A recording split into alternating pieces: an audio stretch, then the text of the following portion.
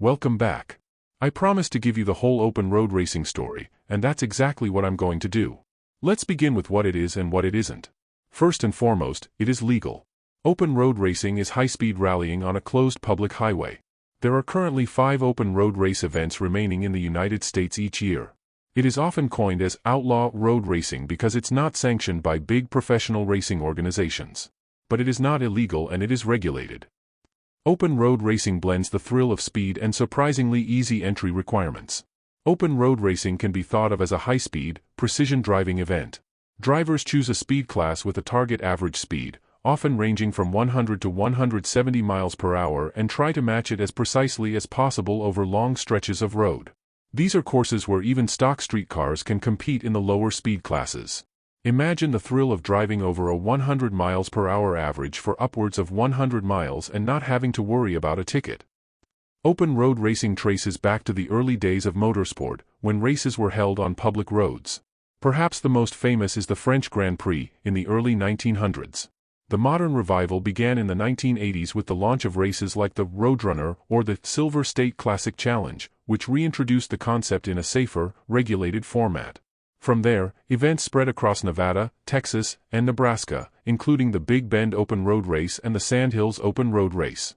By now you may already be wondering, how easy is it to get started? You're going to be pleasantly surprised. Open road racing is designed for everyday enthusiasts, not just seasoned racers. Events offer multiple speed classes which begin at the entry-level, touring, classes. These are usually unmodified production cars with basic safety gear such as 3-point seatbelts, a fire extinguisher, fire-retardant gloves, and a proper, up-to-date, Snell-approved helmet. As drivers move up in speed, additional safety equipment is required, but beginners can participate at minimal cost. You also don't need professional racing experience.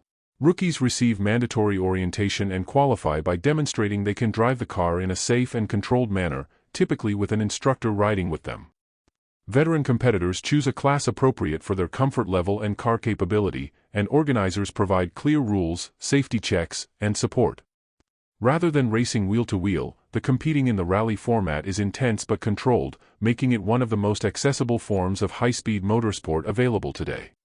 If a person decides they have that need for speed, they can choose to move up through the Touring Division speed class ladder and into Grand Touring, Grand Sport, or move up further to Super Sport.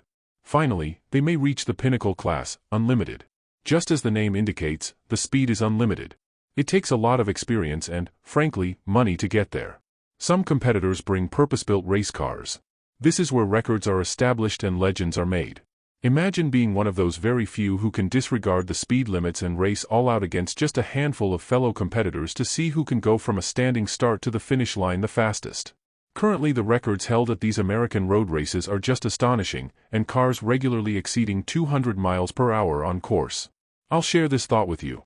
If you are really interested, think about volunteering as a course worker at one of the races so you can see and learn more about it, meet competitors and see if it's for you. Now that you know what open road racing is, the next episode will continue with what it actually costs, and we'll go through a bit more of the technical rules relevant to different divisions in the ladder. See you all then.